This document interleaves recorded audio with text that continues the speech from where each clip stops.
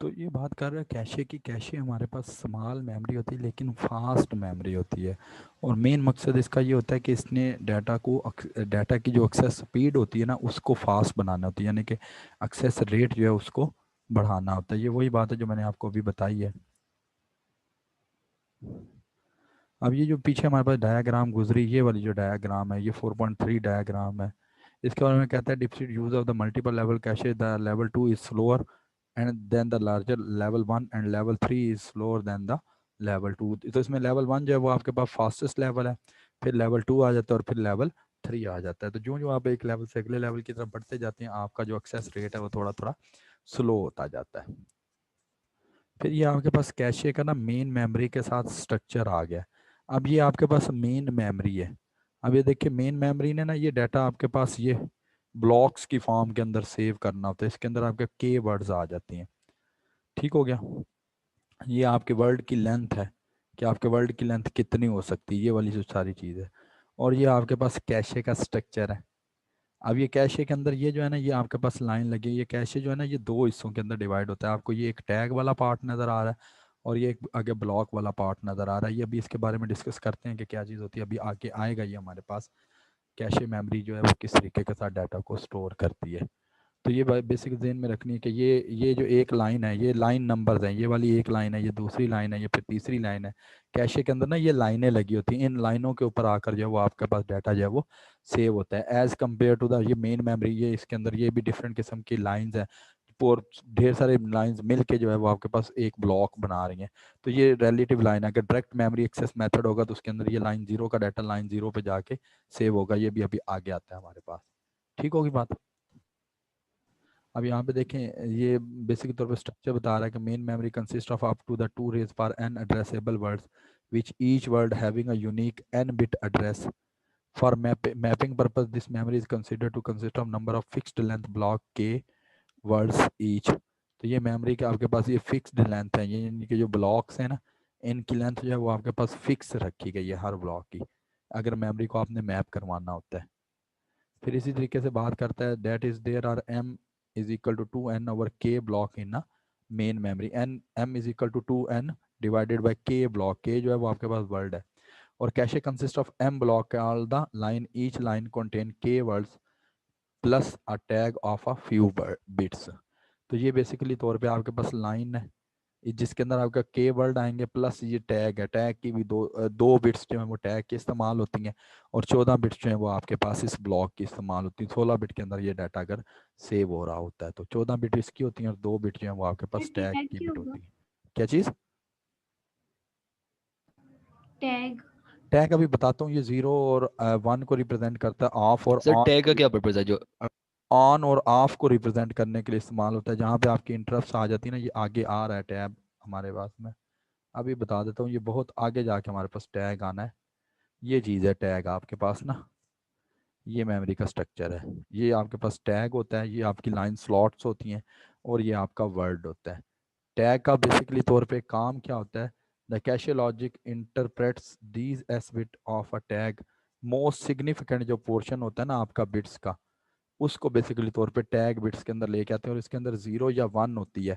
आपने चेक करना होता है कि आपकी जीरो और वन जो है आप मेमोरी से अगर कोई बिट अगर आप कोई फ्रेम जो है वो आप मेमोरी से एक्सेस करने की कोशिश कर रहे हैं और वो फ्रेम जो है वो आपके पास मेमोरी के अंदर पड़ा हुआ है, ठीक है, तो आप बिट को वन सेट कर देंगे, अदरवाइज आप उसको जीरो कर देंगे। तो जब आपने बिट को वन सेट किया होगा वो हिट हो जाता है। इसमें हिट और मिस का कॉन्सेप्ट जो है वो आता है। मेमोरी हिट और मेमोरी मिस का कॉन्सेप्ट आता है ऑपरेटिंग सिस्टम के अंदर भी। आप 9th चैप्टर के अंदर जाके इसको डिस्कस में डिटेल करेंगे। तो टैग के अंदर बेसिकली तौर पे ना आपके जीरो और वन बिट जो है हम उसको सेट करवा देते हैं। यूँ समझें कि ये आपकी ना इंटरप्ट बिट होती है। जीरो और वन जो है वो आपकी इंटरप्ट बिट है कि आपके पास वो डाटा मिल रहा है वहां पर या नहीं मिल रहा। इस चीज़ ने इस चीज को रिप्रेजेंट करना होता है। ठीक होगी जी बात। फिर ये जो आपके पास ये लाइंस रिप्रेजेंट की गई हैं, जो आपको ब्लॉक्स नज़र आ रही हैं आपके पास लाइन है। हर लाइन जो है इसकी फिक्स्ड ब्लॉक लेंथ यानी कि के वर्ड्स इसके अंदर रखे गए हैं। 32 बिट होगा तो फिर उस हिसाब से आपके पास वर्ड्स की तादाद जो है वो निकल आएगी। यहाँ पर 32 बिट्स का वैसे भी एक वर्ड होता है आपके पास। फिर कहते हैं जी each line also include a control bit not shown such as a bit to indicate whether the line has been modified since being loaded into the cache. अब वो यहाँ पर ना इसी के साथ ही आपके पास बिट का भी कॉन्सेप्ट आ जाता है कि आया आपके पास ये लाइन जो है वो सेट हुई है या नहीं। कंट्रोल बिट जो होती है उसके बारे में भी इंफॉर्मेशन जो है वो इसी के अंदर ही है, लेकिन वो ज़ाहरी तौर पर नज़र नहीं आ रही होती इसके ना। जो आपको डायग्रामेटिकली इजहार होता है ना, उस डायग्रामेटिकली इजहार के अंदर इसकी कंट्रोल बिट जो है वो आपको नज़र नहीं आएगी। The length of the line not included the tag and control bit is the line size. अब ये जो चीज़ है ये इसको आप अपने लाइन का साइज देंगे, इसके कंट्रोल बिट और टैग बिट के अलावा जो है वो आपके पास इसका लाइन का साइज रह जाएगा। फिर कहता है the line size may be as small as 32 bit with each word being a single byte. In the case the line size is a 4 byte. अगर 4 बाइट होगा तो वो 4 8 बार 32 बिट्स बन जाता है। उसके बाद कहता है the number of lines considerably less than the number of main memory block, कि ये जो आपकी लाइंस है ना ये आपके पास कम होनी चाहिए एज कम्पेयर टू द ये block.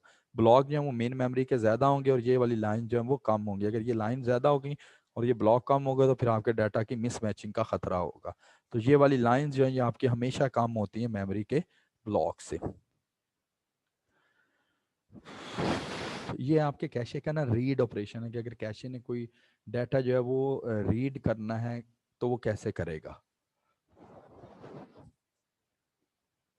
Start receive address read address from the CPU is block containing a read address in a cache. अब वो चेक करेगा कि कैशे के अंदर ये मौजूद है या नहीं मौजूद। अगर तो मौजूद है तो वो उसको फैच करके लेके आएगा, अगर नहीं मौजूद तो मेन मेमोरी को एक्सेस करेगा और वहाँ से वो कैशे की लाइन जो होगी वो सिलेक्ट करके देन उसको मेन मेमोरी में एलोकेट करेगा और अपना जो रीड एड्रेस है वो CPU को ट्रांसफ़र करेगा और उसके बाद जो है ये बाहर जाएगा। जिस तरह से मैंने पहले बात की है ना कि अगर आपके पास डाटा जो है वो कैशे के अंदर पड़ा होगा तो वो कैशे से पिक करके ले आएगा, अगर कैशे में नहीं पड़ा होगा तो वो फिर क्या काम करेगा, मेन मेमोरी में चला जाएगा और उस मेन मेमोरी में से डाटा को एक्सेस करके लेके आएगा और फिर आगे CPU को प्रोवाइड करेगा। तो वहाँ पे जो मैंने बात की थी ये उसने इसका फ्लो चार्ट जो है वो आपके पास ड्रा कर दिया हुआ है। ये इसने एक लाइन में लिखा हुआ है, if the word contain in the cache it deliver to the process, otherwise a block containing that word is loaded into the cache and the word is deliver to the processor. के पहले अगर मौजूद होगा तो ठीक है, otherwise फिर आप उस ब्लॉक को CPU में से लोड करवाएंगे कैशे में, एक कॉपी कैशे में रख देते हैं और दूसरी जो है वो आप डायरेक्टली तौर पे CPU को प्रोवाइड कर देते हैं। नेक्स्ट टॉपिक आपके पास आता है ये कैशे डिज़ाइन का। कैशे डिज़ाइन के अंदर ना ये मल्टीपल फीचर्स जो हैं वो इस्तेमाल होते हैं कि एड्रेसिंग कैसे करनी है, साइज़ कैसे आना है, मैपिंग क्या होगी, रिप्लेसमेंट एल्गोरिदम कौन कौन से आएंगे, राइट पॉलिसी, ब्लॉक साइज वगैरह, नंबर ऑफ कैशे वगैरह, ये वन बाय वन हम इसको आगे देखते हैं। अगर आप कैशे एड्रेसिंग की बात करेंगे तो दो किस्म का एड्रेस होता है आपके पास, एक लॉजिकल एड्रेस होता है और एक आपके पास फिजिकल एड्रेस होता है। कैशे का साइज आ जाता है, ये हम पीछे भी डिस्कस कर लिया हमने। मैपिंग फंक्शन की बात करें तो डायरेक्ट एसोसिएटिव और सेट एसोसिएटिव मेथड सर आ ये जाते हैं। एड्रेस के बारे में बता दें, अभी लॉजिकल बता, ये अभी फिजिकल। तफसील अभी आगे आती है, ये सिर्फ शॉर्ट समरी दी गई है, इसकी तफसील आगे आ रही ओके है। सर। ये वन बाय वन हमने इनको डिस्कस करना है, काफ़ी लंबा टॉपिक गुजरेगा ये हमारा। रिप्लेसमेंट एल्गोरिदम है आपके पास, LRU है, फीफो है, लीफो है, LFU है, लीस्ट फ्रिक्वेंटली यूज है, रैंडम मेथड है। इसके अलावा राइट की पॉलिसी होती है, राइट थ्रू होता है, राइट बैक होता है, राइट वंस होता है। फिर आपकी लाइंस का साइज होता है और आपकी नंबर ऑफ कैशेज होती हैं कि कितने लेवल की आपकी जो है वो कैशे है। अब ये वन बाय वन जो है वो हमारे पास आगे आएगा। सबसे पहले बात करते हैं वो कैशे एड्रेसिंग की। कैशे एड्रेसिंग से मुराद वो ये बात कर रहा है, सबसे पहले तो वो ये बात कर रहा है कि कैशे आपके पास होती कहाँ पर है। तो दो तरीके से आपके पास कैशे जो है, एक तो या प्रोसेसर और वर्चुअल मेमोरी मैनेजमेंट यूनिट के दरमियान होगी, या ये मेन मेमोरी और MMU के दरमियान होगा। MMU होता है main memory management unit, memory management unit. ये इन दोनों के दरमियान में पाई जाएगी, दोनों में से सर किसी एक के दरमियान में होगी। सर ये वर्चुअल मेमोरी मैनेजमेंट यूनिट। यहाँ पर वो ये बात कर रहा है कि आपकी जो कैशे है ना वो प्रोसेसर और वर्चुअल मेमोरी के दरमियान होगी या ये मेमोरी मैनेजमेंट और मेन मेमोरी के दरमियान में होगी। उसके बाद ये कहता है कि अगर तो ये वर्चुअल कैशे के साथ काम कर रही है ना तो वर्चुअल कैशे के साथ इसने logical cache, virtual cache store the data using the virtual address. अगर आपकी लॉजिकल कैशे है तो इसने आपके पास वर्चुअल एड्रेस रिप्रेजेंट यानी कि वर्चुअल एड्रेस या लॉजिकल एड्रेस जो है वो सेव करना होगा। और अगर फिजिकल कैशे है तो physical cache store using the main memory physical address. अगर हम बात करें ना वर्चुअल मेमोरी की, तो वर्चुअल मेमोरी के अंदर वो बात करता है कि processor access cache directly not through the physical cache. मतलब ये होता है कि प्रोसेसर जो है वो डायरेक्टली तौर पे कैशे को एक्सेस करेगा, किसी और दूसरी डिवाइस के जरिए या फिजिकल कैशे के जरिए इसको एक्सेस नहीं कर सकता। इसके अंदर फिर ये होगा,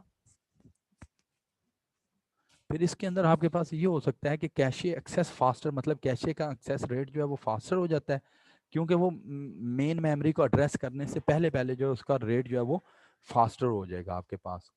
और virtual addresses use the same address space for the different application. अब यहाँ पर वो ये बात करता है कि जब आपके पास वर्चुअल एड्रेसेस की बात आ जाती है ना, तो same address space different applications के लिए आपने सेम एड्रेस स्पेस इस्तेमाल करनी है। किस तरीके के साथ? फॉर एग्जांपल मैंने पहले इसे एक वर्चुअल मेमोरी का कोई एक स्पेस बनाई, जिसके ऊपर पहले मैंने लूप का वेरिएबल इंस्टॉल किया। अब जब लूप के वेरिएबल की जगह कंप्लीट होगी, लूपिंग का काम मुकम्मल हो गया, वो वाली स्पेस मेरे पास खाली हो गई, वो स्पेस आगे मैंने किसी और डिफरेंट फॉर लूप आ गया उसको मैंने दे दी। जब उसकी वर्किंग कंप्लीट होगी तो मैंने वाइल लूप को दे दिया, वाइल लूप की वर्किंग कंप्लीट होगी तो मैंने उसको फंक्शंस की जगह दे दी, फंक्शंस ने अपनी वर्किंग कंप्लीट कर ली तो मैंने उसको कंस्ट्रक्ट की जगह दे दी। तो इस तरीके से वो ये बात करता है कि वर्चुअल एड्रेस स्पेस जो होती है ना, उसको आप डिफरेंट सेम एड्रेस जो होता है वर्चुअल के अंदर, वो उसको आप डिफरेंट एप्लीकेशंस के लिए जो है वो इस्तेमाल करते हैं। ठीक हो गया। और जब भी आपके पास ये कॉन्टेक्ट स्विच होगा, कॉन्टेक्ट स्विच का मतलब होता है कि एक एड्रेस यानी कि एक एप्लीकेशन कंप्लीट होगी और दूसरी एप्लीकेशन स्टार्ट जब होगी ना, कि एक प्रोसेस खत्म होगा और दूसरा प्रोसेस जब स्टार्ट होगा, तो इन दो प्रोसेसेस के दरमियान वाला जो टाइम होता है ना, कि एक प्रोसेस से दूसरे प्रोसेस में कन्वर्ट हो जाना, इस चीज को आप कॉन्टेक्ट स्विच का नाम देते हैं। तो वो कहता है जो ही आपकी कॉन्टेक्ट स्विच होगी ना, तो हर कॉन्टेक्ट स्विच के ऊपर आपकी कैशे जो है वो फ्लश करेगी। फ्लश का मतलब होता है ये जिस तरह से आप कैमरा के ऊपर कोई तस्वीर वगैरह खींचते तो वो फ्लश लगाता है, तो इसका मतलब ये होता है कि वो थोड़ा सा रिफ्रेश होता है। यहाँ पर रिफ्रेशिंग का कॉन्सेप्ट जो है आप इसको दे सकते हैं। क्लियर यहाँ तक बात? फिर साइज की बात करते हैं, तो वो साइज में बात करते हैं जो हमने पीछे पढ़ के आ चुके हैं कि कैशे का साइज जितना ज्यादा बड़ा होगा, उसने उतनी ही ज्यादा जो है उसके अंदर डाटा को स्टोर करना होगा। तो जाहिर बात है कैशे का साइज जो है वो उसकी कॉस्ट के ऊपर भी मैटर करता है और उसकी स्पीड के ऊपर भी जो है वो वहां पर मैटर कर रहा होता है। ठीक होगी बात? ये अब आपके पास कैशे की जो है वो टिपिकल कैशे ऑर्गेनाइजेशन आ गई हुई है, कि ये देखें, ये दरमियान के अंदर आपके पास कैशे मेमोरी, ये आपका प्रोसेसर है,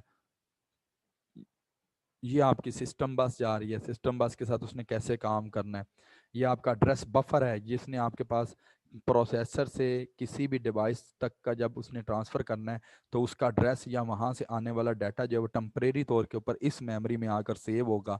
इसको आपने एड्रेस बफर का नाम दे दिया।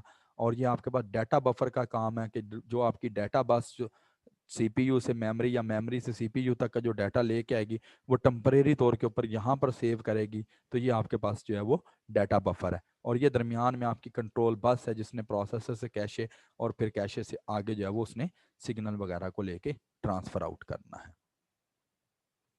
ये डिफरेंट किस्म की कैशे मेमोरीज हैं जिनका उसने साइज गिवन दिया हुआ है आपको। डिफरेंट मेन फ्रेम्स के अंदर, डिफरेंट टाइम फ्रेम्स के अंदर जो है ये आपके पास इस्तेमाल होती रही हैं। 1968 से लेके 2004 तक जो है ये आपके पास इस्तेमाल होती रही हैं। तो ये डिफरेंट किस्म की इसने साइज वगैरह भी इसके गिवन दिए हुए हैं, उन कौन से प्रोसेसर उसमें इस्तेमाल होते रहे, किन किन पीसीज में इस्तेमाल होते रहे। तो सिर्फ ये आपने एक नज़र इसको देख लेना है।